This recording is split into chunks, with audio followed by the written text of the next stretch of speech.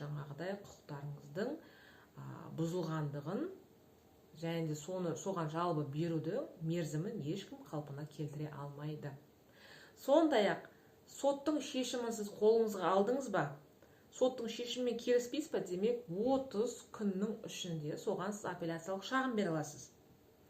Апелляциялық шағым шыққаннан кейін 6 айдың ішінде кейбір істер бойынша сіз кассацияға, яғни жоғарғы сотқа шағымдана аласыз. Яғни бұның барлығы заңда көрсетілген мерзімдер. Сондықтан да қандай да бір проблеманы шешіп бастамас бұрын міндетті түрде заңгерден консультация алыңыздар.